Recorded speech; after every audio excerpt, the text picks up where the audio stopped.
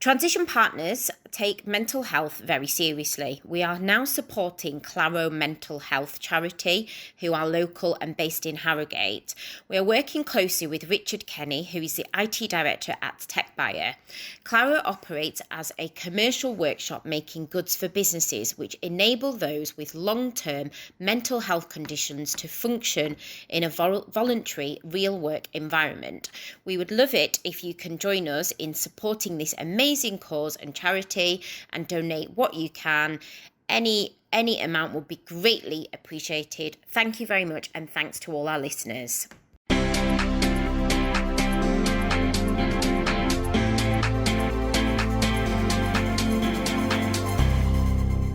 Hi, this is the Let's Talk Leadership podcast. My name's Elly Greening. And my name's Sandra Stewart. On this podcast, we will be interviewing some of the UK's greatest tech leaders. We'll be discussing war stories, battle scars, and their learnings from their journeys. Hopefully, you will pick up some great tips, learn from others' experiences, and have a good laugh along the way.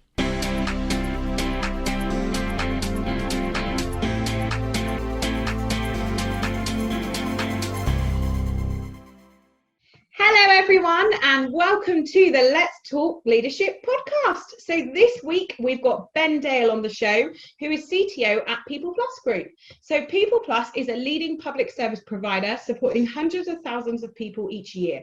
Their mission is to make a direct difference to the lives of 1 million people by 2022. It's pretty impressive, and their reach spans from Scotland across to Wales and all across England. Ben, the CTO, is an energetic, pragmatic leader who creates robust strategies to deliver IT transformation into business benefits. He's gained some superb experience working for big brands such as Atos and Kia Group, and we're extremely pleased to have him on the show today. Hello, Ben. Hello, Hi. How are you doing? You all right? Yeah, I'm really good, thank you. Really good. So me and Ben last spoke probably about 6 weeks ago, back in the summer. And I got a lovely introduction through the fabulous Morgan, who works for Ben, and he said that you'd be a perfect person to have on our podcast and to interview. So I'm glad we finally managed to get something in the diaries. I know you had a few holidays and me and Sandra have been away, so it worked out really well, and excited to hear your story today. Yeah, looking forward to it, yeah. And less said about Morgan, the better, eh? Fantastic. Great. So I think it'd be really good to start with if we could find out a little bit more about you. So this is all about you now, the next half an hour, 40 minutes. This is your platform, this is your life. So obviously you're currently CTO. You have, I'm sure, gone on a journey to get to where you are today. So it'd be really interesting for the viewers and listeners to find out more about how that journey started, how you got into tech, and how you got to where you are now. Okay, well, it's unusual to have the spotlight on me. I've got a 4-year-old son who's no doubt going to make an appearance at some point. We love that. Yeah. How did I get into tech? Well, it was a natural progression, having studied graphic design at university, to go into a career in IT, clearly. That's what you do. But I had kind of the late realization that I wasn't a very good graphic designer just as I left university. So it was a case of what I would do. And it's probably indicative that I wasn't particularly serious about my career back then, something that fundamentally changed over time. So I went into IT having joined a graduate scheme, but if you look back at 20 odd years working in and around tech, my career really falls into 3 parts. So I started, as I said, through a graduate scheme in what I would call an operational function. So if I was either using the systems that were being used in that particular part of the business or designing them, it was an operational role. And I really got into, at that point, figuring out how things hang together. A bit of an engineer at heart. I like understanding how things hang together, and typically like to understand how they break so you can figure out how to fix them. And really got a good insight into the do's and don'ts of service delivery. When you're on the front line, either taking calls on a service desk or writing a system change for people that are taking calls on the service desk, and you're dealing with hundreds of calls a day, you really see on the front line what it's like to deliver a live service. And then I moved into kind of business development type roles, and that started in what we called back in the Atos days service planning. So it was designing solutions that would ultimately go into bids, and you'd cost them, and ultimately you'd have to go through all of the investment case. So that was really my first foray into commerciality and understanding the kind of the financial viability of a given pursuit. And because I was service planning and pulling together solutions, or pulling together part of solutions, I started to get to grips with products and services that make up the portfolio. And I found that really interesting because it kind of played back into the engineering mindset of understanding how things kind of hang together, and starting to figure out if you couple things together into different solutions, then you can really start to drive a bit of innovation and value into services. And obviously, when you're supporting services, you start to get into supply chain management as well. So that's when I got into relationship management, be it either relationships with suppliers or clients or within the business. And it really started me in my kind of networking journey. And the third and final part, and the one I'm in today, is kind of leadership roles. And I won't lie, I love being in leadership roles. There was a pivot moment about 5 years into my career when I thought, yeah, I really do now take my career seriously. I'm enjoying progressing. I'm enjoying working where I work, but I want more responsibility, and all the trappings that go with it.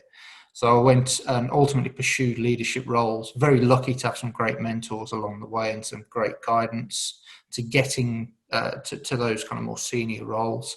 But I think the leadership roles are an opportunity to combine the things that you've learned to date, be it how things work and strung together, the viability of things from a technology and operational cost perspective.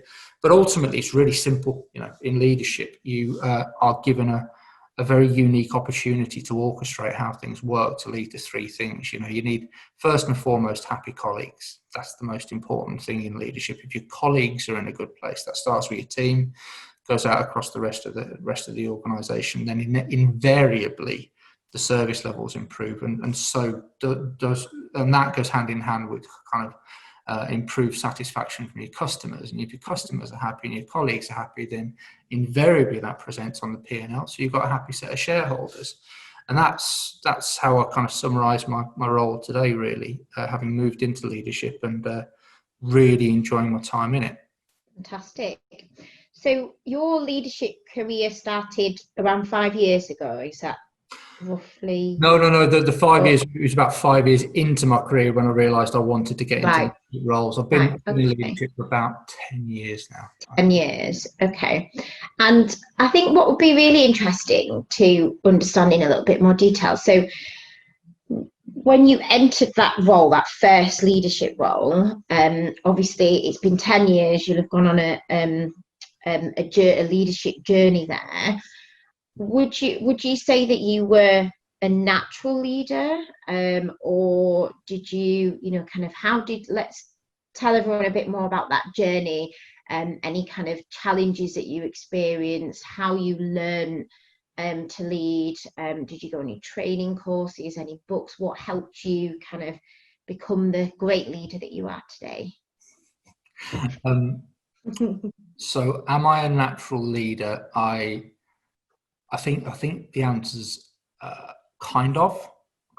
So I love sports. I've always played rugby, and I've always found myself in kind of captain roles on the pitch, and that's just been something that happens quite naturally. So I think there's kind of a default or an inherent desire to have kind of a leadership type function in a given situation. Does that mean that any ability on the sports ship as a leader, sports field as a leader, translates to the business? No, not for a second. So I got my first deployment into leadership horrifically wrong. Hindsight's a wonderful thing. Went in with a bit of a big I am attitude. Thought because I'd kind of read a few books and had obviously enjoyed a decent trajectory in career development, that I knew everything. And as I said, got it wrong. Leadership, in my view, starts with humility and listening. And I probably didn't display either of those traits well enough at the time. Had some feedback. I think we've all been there and done that, haven't we? Had some feedback and done a lot of career development since then. And the best learning platform, of course, is experience. You know, every new engagement, every new project, every new role that you undertake, it's just incredible experience where you can, you know, take the time to reflect on what you've done previously and got right and got wrong, and augment and modify and move forwards. But it all starts with that one key word, humility. You know, and that's what I got wrong fundamentally in my first foray into leadership. I wasn't humble. I was a bit too arrogant going into things. The reading and the training, you know, that's something that's quite interesting, because I'm talking about this quite a lot with colleagues at work at the moment, and some people I've got a mentoring relationship with, because I find behavioural science absolutely fascinating. And it's not something that I ever had an academic flair for. It actually came about through career development, this interest in behavioural science. And it started off with a training program called Insights, and understanding the four key behavioural types of an individual, and the traits of those behavioural types, and crucially, how to appeal to people with those different traits. So, you know, you read these people and you understand what drives them based on those behavioural traits, and then the principle is that you can use your own understanding of your own behaviour set to really appeal to that person and get the conversation onto the right wavelength. And it's a really cool game as well if you're ever allowed to go out to dinner with people and you start guessing their character sets and their behavioural traits, and it freaks them out because invariably you don't know people very well. It's like, you're a blue. Why am I blue? Anyway, a bit of tangent there. The behavioural science piece is something that's taken really, really seriously here at PeoplePlus. We're an organisation that places attracting, retaining and developing the top talent right at the core of what we do every day. And everything that we do every day is powered by our colleagues. So the great conversation, the relationship is key.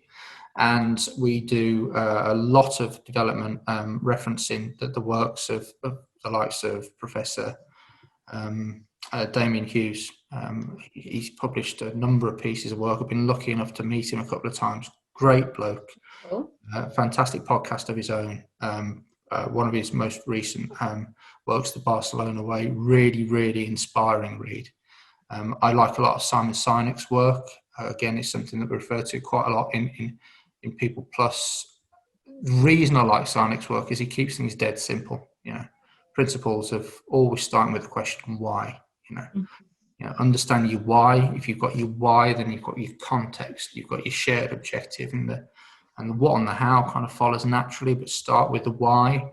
And his most recent book, The Infinite Game, is something that appeals to me constantly, because, you know, if you're in any kind of leadership role anyway, you've got to strike the duality between looking at the finite objective, you know, the here and now, the dealing with a major incident, or dealing with the fiscal close down on that particular period. But you've got to strike the balance with looking infinitely. There's a long-term game, and that particularly appeals to me, because in my role in tech, I seem to spend and honestly enjoy spending the vast majority of my time in the kind of the infinite world, as Sinek calls it.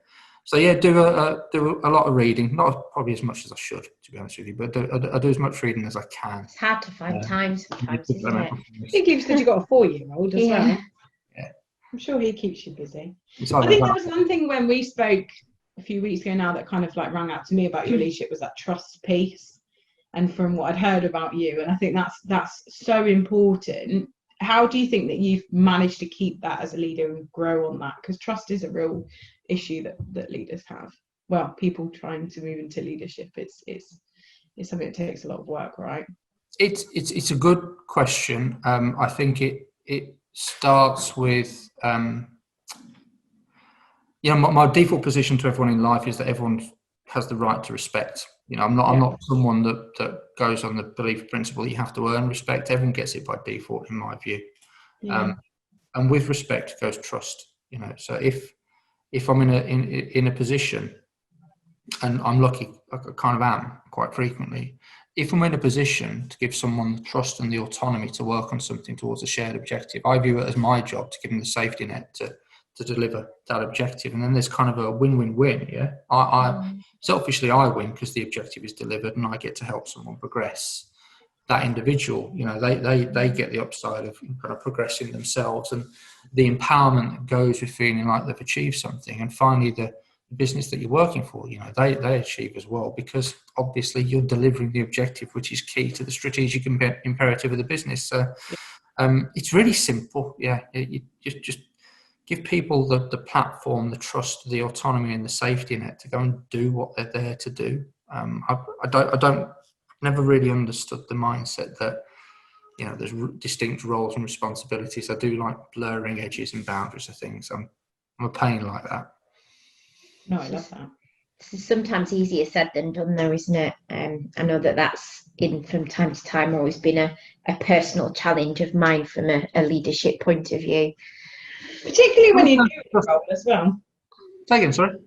I think particularly when you're new in a role and you've just joined a team, it can be tough, can't it? Yeah, there's definitely a cultural side to it, definitely. And I mean, I'm dead lucky at PeoplePlus because I'm afforded the trust and autonomy to do these things. So there is without doubt kind of a pay it back forward, whatever the right phrase is, kind of component to this.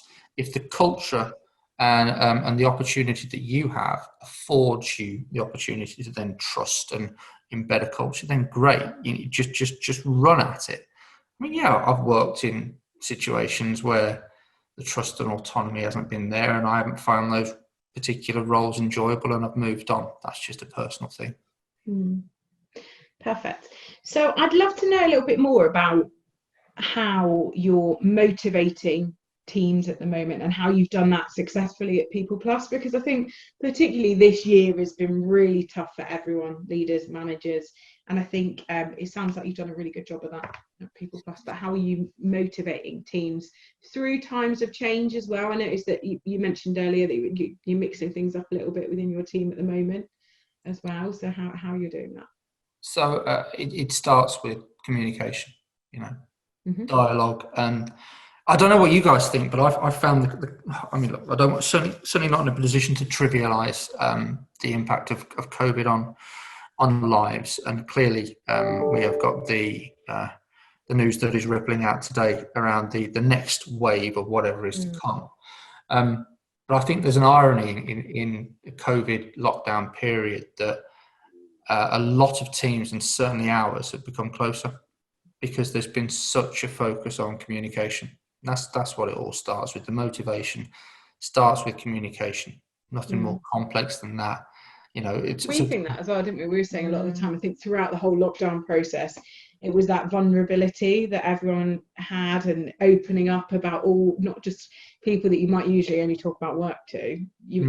Before you know it, there is in a screen in your home. I mean, I don't have children, but they're seeing your kids and your family, and you've soon got access to everything, right? So people are a lot more vulnerable, and you find that they opened up, and our team definitely strengthened for it, didn't it? Yeah, definitely. Yeah.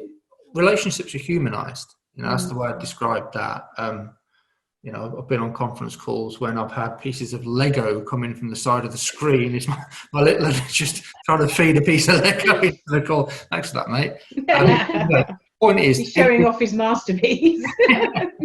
Everything's humanised, and that's great, because I think that demonstrating those vulnerabilities, or just the reality of who you are, that builds a stronger relationship, that aids the communication process. And if you've got that communication process well established, so every day, without fail, we talk as a team. And it can be a half-hour kind of deep-rooted, work-driven call, or it can be every Friday we'll get together and we'll have a virtual beer for a bit, but the point is you have that regular dialogue. That's the most important thing. If you enrich the dialogue with a couple of things as well, the first is shared objective, going back to the why. Very, very clear articulation of a shared objective, and crucially the roles that each individual is playing in that shared objective, because there is definitely, as we work in a pretty tough climate, there is definitely the potential to feel isolated and that you're not necessarily adding value. So I think it's really important for a leader to emphasize the input that each individual will have to a given objective, and crucially maintain some kind of progress, constant conversation with each individual around how they're getting on. As I said before, offering the safety nets and the stewardship and the guidance if things aren't going quite right. But equally crucially, when things are good, celebrate the successes. It's just really, really important to maintain energy, because that's the one thing that can drop off when you're working in this environment, in my view. Yeah. What do you do, or what do you think you've done differently at PeoplePlus to celebrate those successes? It's not just a me, it's a business thing. We put celebrating successes at the heart of what we do. And again, very lucky to work for an organisation that gets the basics like that. So right, here he comes. I'm excited. So every month we have a Simply the Best awards ceremony. And we celebrate the achievements of individuals and teams against our every month behaviours every month. Yeah, every month, and it's fantastic, because it's pretty humbling to see what goes on in the business. It's a big business. Yeah, there's lots that goes on. That how many do they employ at PeoplePlus? About 1,200 at the moment. Yeah. Yes, it's pretty significant. So how does that work at the moment? I assume that you're all still remote working. How does that work at the moment? Well, we've actually got a shift of moving back towards office delivery. Okay. So obviously what we do in trying to help people gain the skills to secure jobs and then progress their careers does rely on an element of kind of face-to-face contact. Yeah. So our centres have been open since June, and we're really doing everything we can to kind of play our part in the national recovery in that regard. But you're right. Than ever. Yeah, absolutely. Critical now. But you're right. Also, there's a large swathe of the organisation still working from home. And how we do that, I'm very happy to say, is facilitated by tech. Yeah. So I didn't have a crystal ball. It's not like I predicted a global pandemic, but the work we've done to put a tech platform in place has really facilitated the business kind of maintaining the closeness and the richness of the relationships that we've got during the lockdown period. And then we kind of, through regular comms, there's that point again, through regular comms, we're constantly seeking and encouraging feedback from the business as to what people have been doing, what's great about it, and then we take that time to celebrate the success. And that principle ripples down. I know that stuff happens at a divisional level. It happens at a kind of a functional level in my area as well. It's just a behaviour we got. It's so easy to overlook the successes and focus on the negatives, but how motivating is it to go back and go, you know what, we did that really well, and well done. Fantastic. It would be really good to understand. Obviously, I think you said earlier that there've been like kind of some changes within the structure. Obviously, with everything that's going on with COVID, I think as a result of that, there's a number of businesses have had many changes, and employees have had to deal with all sorts of internal changes within the office, the effects, the emotional and health and wellbeing effects that COVID has had on everyone. Is there anything that you've done as a business or done more of that perhaps you were doing before anyway, to help around the change management and around kind of, I guess, feelings of any anxious feelings within the workplace, any health and wellbeing initiatives that you've implemented that might be useful for others to know about?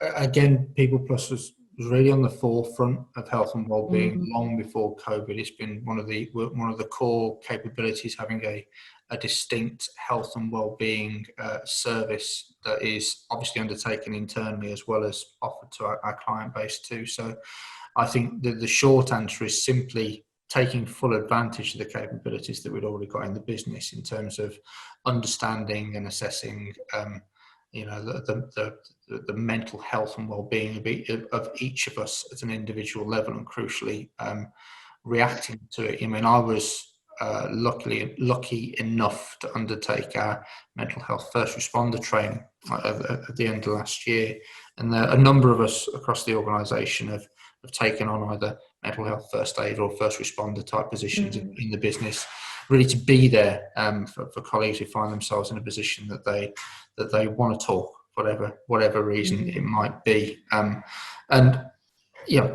looping back around to the original question, is there anything that we've done differently? I don't think there's anything that we've done fundamentally differently. I think what we've done is maintained a profile and a presence of how crucial that is. So now more than ever, I mentioned before, how easy is it to feel isolated and kind of retract into your bubble when you're working from home and you're not seeing people. So I just think we've got the basics right, that communication, that focusing on what's important, shared objectives, shared commitments, celebrating the successes.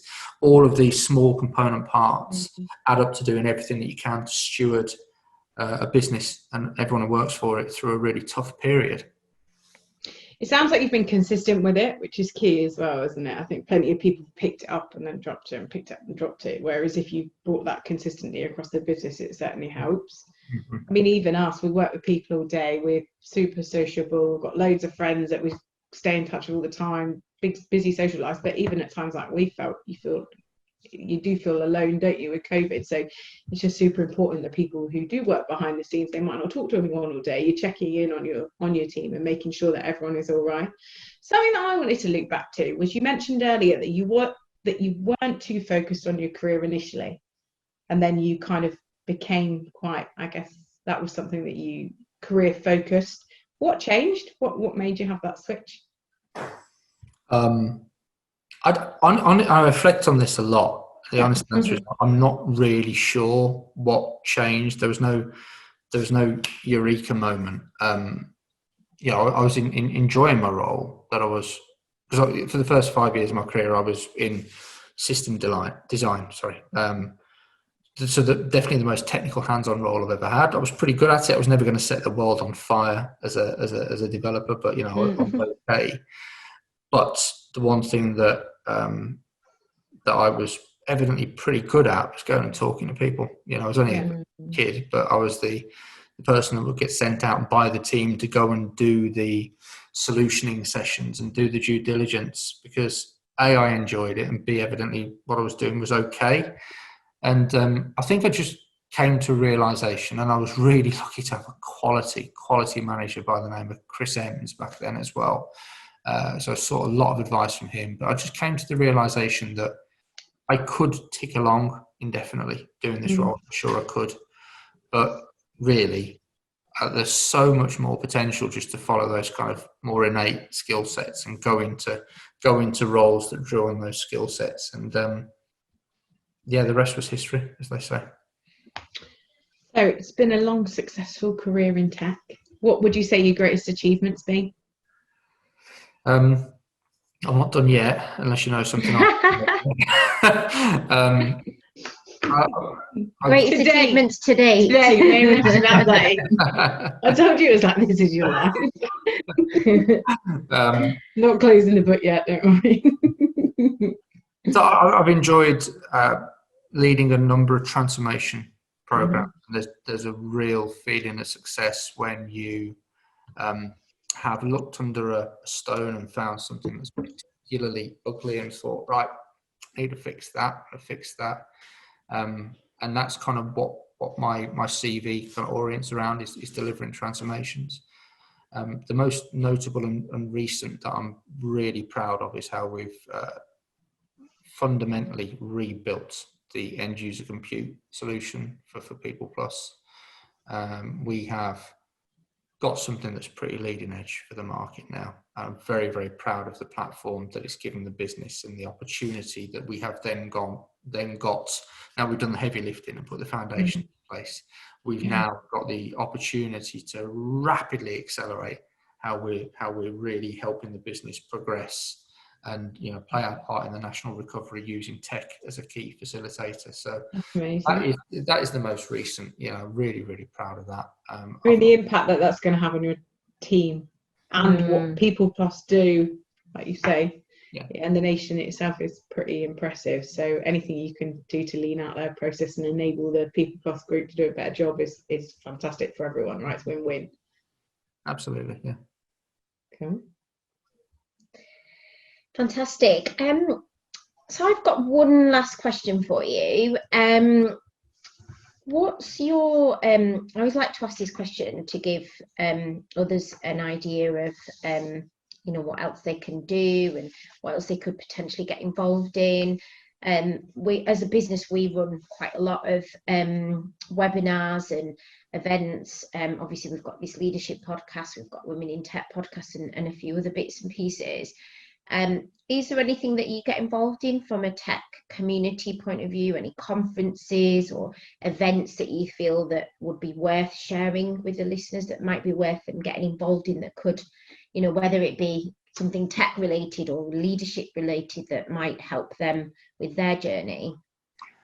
So from a tech perspective, I'm a member of a number of kind of local communities and forums, either something as simple as WhatsApp groups with a couple of hundred of us, right through to things that are facilitated by social media, LinkedIn being the most notable.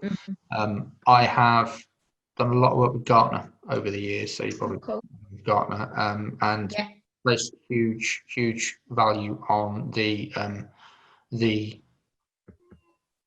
findings that you generate through their symposium and other events.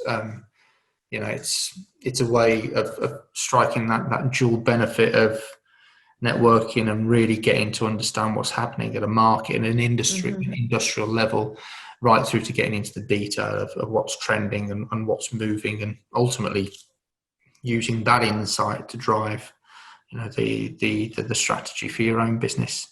And I'm pretty lucky these days. I think it's probably where my career is. I'm lucky to be invited to a number of events and different activities.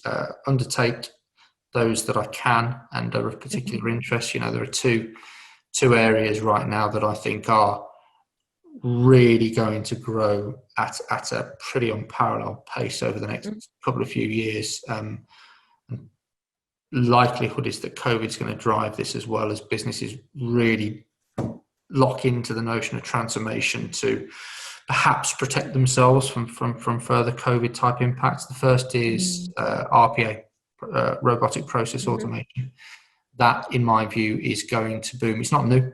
RPA has been around for a particularly long period of time, but as organisations seek to transform, you can guarantee that what we're doing is that we're focusing on their key resources, the people in their organisations, at doing the people value driven tasks, the clerical heavy lifting. With the right rule set, the right data set, the right script can be automated. So I genuinely believe there's going to be a boom in that area. What will feed a lot of that is the second growth area, in my view, and that is the further shift away from reporting of what we did do to the analytical assessment of what you could do. So really using data, aggregation of data, the analysis of data to drive an evidence-based strategy. And the two will absolutely link into each other, because if you're looking at automation, you need to look at TCO of a given situation, and in order to do that, you need the data around the current operating model. So there's a nice link between those two key development areas. But those two are without doubt the areas that I see particular investment in moving forwards. Fantastic. Interesting. So we love to end the podcast with what you've got going on. What's your agenda at the moment? What are the next 12 months look like for you? Any big plans, personal and professional, that you're looking forward to? So personal, you catch me at a pretty transformative week or two. My son started school last week, so he's going through a bit of a settling in period. How's he getting on? He comes out having loved it. Not too happy going in. It rumbles going in this morning. But yeah, he's loving it. So lovely. He's loving it. And from a professional perspective, back to PeoplePlus and the mission of the organisation is to play its part in the national recovery. So we are perfectly positioned to help those unfortunate enough to either be out of work in the long term or displaced through COVID, get the skills and help kind of rebuild confidence and help them secure roles and progress their careers and improve their lives. That's what we are about. And from a my team perspective, our absolute focus right now is on the continual development of the technology services that we've got that allow people, the people that we want to work with, the public that we want to work with, allow to find our services and enroll onto them and have a great experience along the way and get them as quickly as possible through to the colleagues in the business that are going to guide them through kind of the interventions, as we call them, as they undertake work with us. So that's absolutely what me and the guys in the team are focused on right now, fleshing out that platform, the technology offer to get out there and make our services available to as many people as possible and help play that part in the national recovery. Did you, as part of prior to COVID, obviously this isn't something you do at the moment, but have you managed to see part of the front line piece of the team? Is that something that you do within your team, go and actually see what goes on at the real cold edge of it, I guess? Not as much as I want. Yes. That'd be really interesting, wouldn't it? Oh, absolutely. So, for example, we work in prison education delivery. And I've been lucky enough to go out and spend some time with colleagues in prisons and seeing what it's like to deliver educational services to inmates in inside prison establishment, and really trying to again bridge that gap between providing this better service that's technology enabled, but working within the understandable constraints of a prison environment. And that's one extreme. Totally other end of the spectrum is that we're one of the leading organisations in the country to help people start up their own business ventures. The enterprise business, as we call it. And it's been great working with Matt Dooley and the guys in the enterprise team, really understanding what it is that they do day to day, working with people, helping them set up their businesses, helping them run their businesses and keep them successful. And back to the point of what part can we play in that? How can we make that an even better experience? So short answer is not enough, but yeah, we do whatever we can. That's awesome. I'm sure you're going to get loads of people that want to reach out to find out what's going on at PeoplePlus. If anyone does want to reach out to you, what's the best way for them to get in contact, Ben? Is it LinkedIn? Yeah, LinkedIn. Ben Dale on LinkedIn. Yeah. Well, it's been a pleasure having you on the podcast. You've been a fantastic guest for us today. So, thanks so much for taking the time out to come and chat with me and Sandra. Thank you for having me. Thank you.